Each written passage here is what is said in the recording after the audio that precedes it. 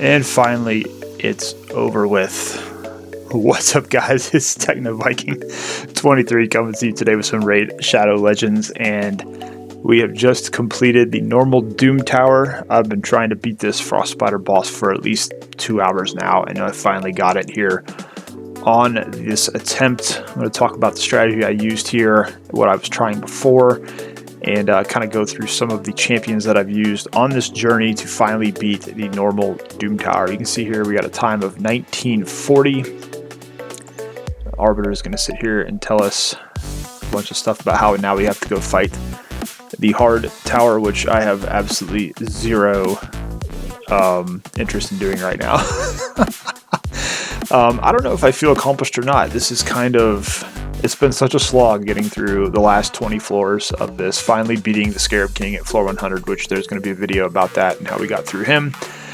Finally, and wow, I don't know, this was tiring. This cost a lot of silver to get through the last 20 floors of this tower, just having to re-gear champs, and then having to figure out a strategy that would actually work on this Frost Spider. So all we got for our trouble here, I don't know how many millions of silver we spent on this tower, was a Void Shard.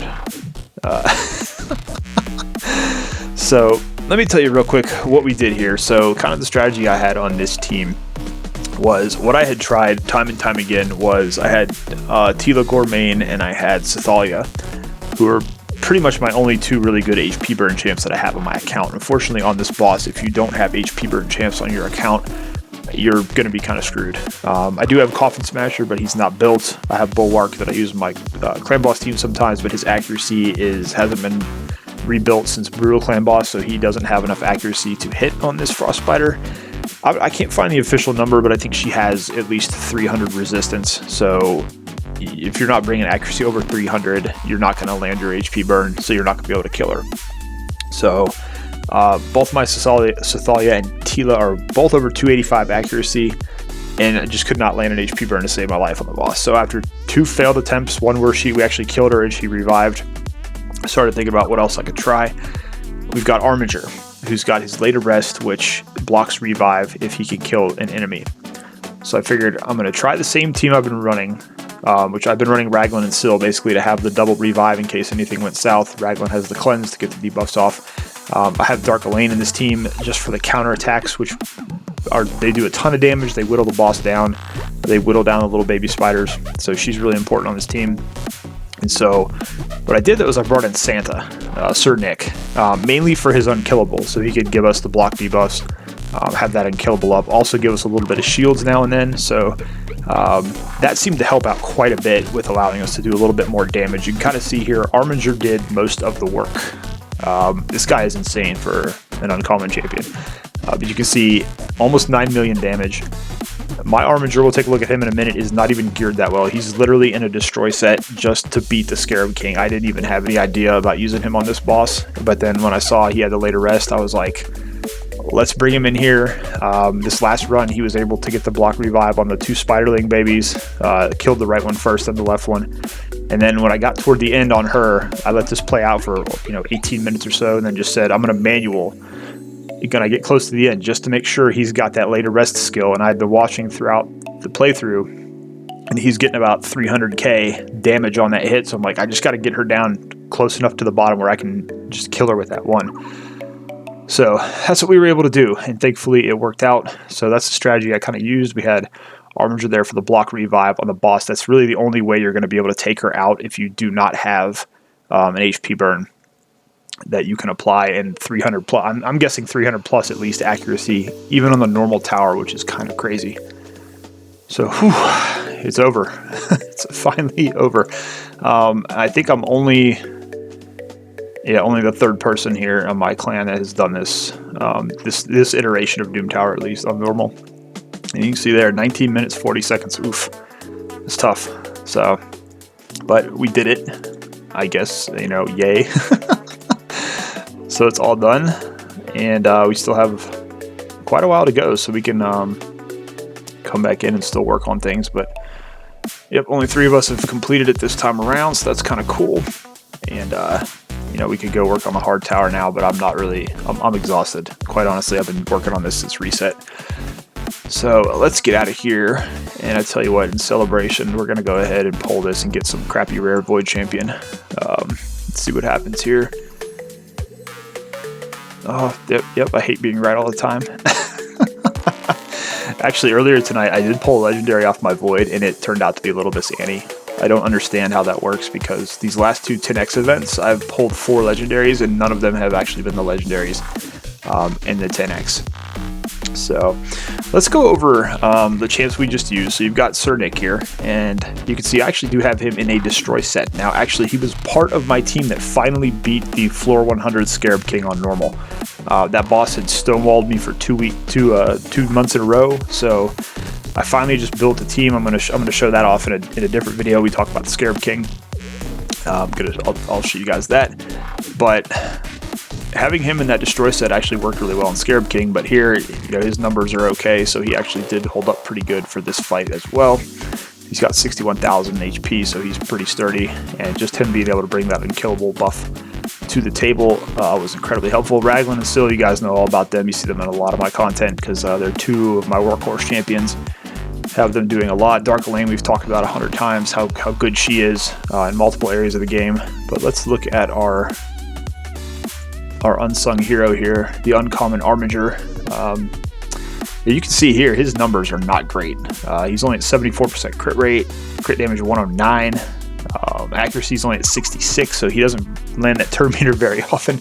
I kind of built him for resistance, again, for the Floor 100 Scarab King, and I didn't feel like redoing his gear again, so his defense is only at 1900. He's only 20, so his gear is all over the place. And it's actually interesting. I was thinking about this the other night. I know a lot of people say to go and build an Armiger.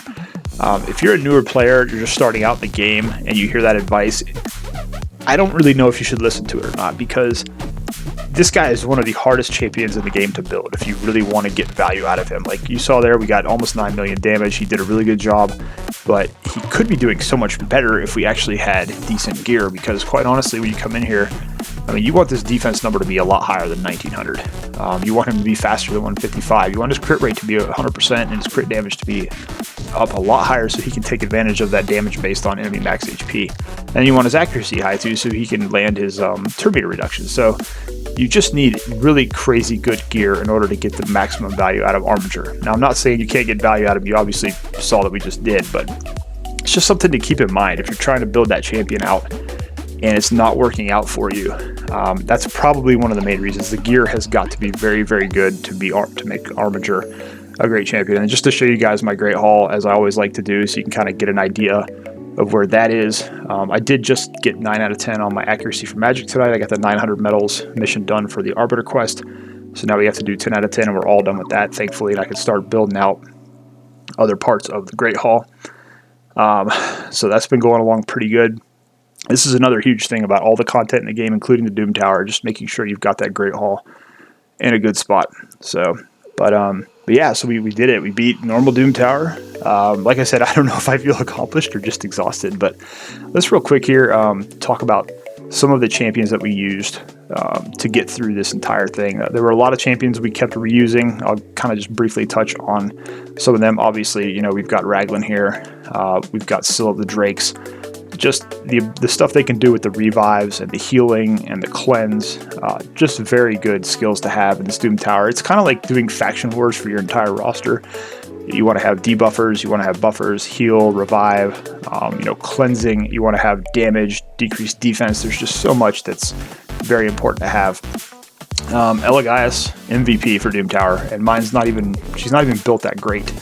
Her HP is really good, but everything else is kind of a little lackluster. I definitely want to work on rebuilding her before we get into other iterations of this. I want to definitely get her speed up too, so lots of work we can still do to improve on this Doom Tower, but she's just got these skills with if any duplicates of target champions, those come in so much in handy when you're trying to run through this Doom Tower and you've got so many duplicates. I basically used her for every single wave. Other than the boss stages, I used her on every non-boss stage going through Doom Tower. Madame Ceres, another amazing epic champion that is really good in the Doom Tower. Just all of her abilities bring a lot to the table for this. You've got a fear debuff on the A1, you've got block debuffs, you got true fear on the A2. you got a decreased defense and decreased attack on the A3. And then she's got this shield buff on herself, and you can put a fear on them if she's attacked while that's up. So amazing champion. You can see I have mine. She's built more for arena for gold 4, so I do have almost 500 accuracy on her and 214 speed. So she's also pretty sturdy with 45,000 health there. So I didn't build her to do any damage. In fact, she's, I think, at all defense and support masteries. She's just there to do debuffs and to be accurate. So another great champion if you have her. She's super useful in the Doom Tower. We've also got Battle Sage here, who's become one of my favorite champions over the last couple of months. I really never recognized the value of her before until I started getting into her kit and trying her out. Obviously, we only used her to make our clan boss team, and then just through that on accident almost, we found out how good she was. Again, she's got just an AoE on right here with the A1, and I do have her in a toxic set. That was mainly to get poison damage on the clan boss. I think, though, I'm going to try to re-gear her into a stun set and see how good that works. I think that'll be pretty cool.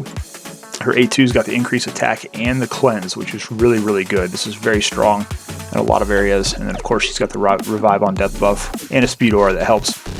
I ran her as my lead throughout most of the Doom Tower non-boss waves, just to get through them a little faster, give my team some extra speed. You know, I usually had her, Madam, Elgato, and then I would have usually Syl or Raglan, and I did use both at the same time. And then I'd also use Rosin Scarhide for some damage. Rosin is another champion that I really enjoy using, and he needs a rebuild as well at some point because I've got a lot better gear now than when I did get him, so I need to get his defense up, obviously. He could be obviously faster and a little bit more accurate, but you know, he's a really great champion, and you get him through a fusion. So he's accessible, free to play. He's going to help your account quite a bit if you can manage to get this guy. And he's just a pretty cool champ overall. He's got the, where is it here? Well, he's got a remove buff on his A1, which is pretty solid. But right here, he's got this decreased defense and weaken on a single target, which this is really good for bosses. It's really good for tougher enemies you face in the Doom Tower too. And he's also got this decreased turn meter AoE on his A3. So just a super strong champion. And like I said, one you can fuse even if you're playing free to play. So definitely great there. We got Dark Elaine. You know, she's a great nuke. She's good against the Frost Spider. And if you put her in your normal team just running waves, she can do a lot of work with her nuke, taking out waves pretty quickly. So Miscreated Monster is also useful here. Used him in several boss fights just for his shielding and also his AoE stun. He's another champ. I kind of don't really have him built super good right now. I just kind of threw him in enough gear to have accuracy and some resistance for use against the Scarab King. But those are really kind of the main champions we used. Reliquary Tender we also brought in now and then just for her healing and her cleansing and her revive.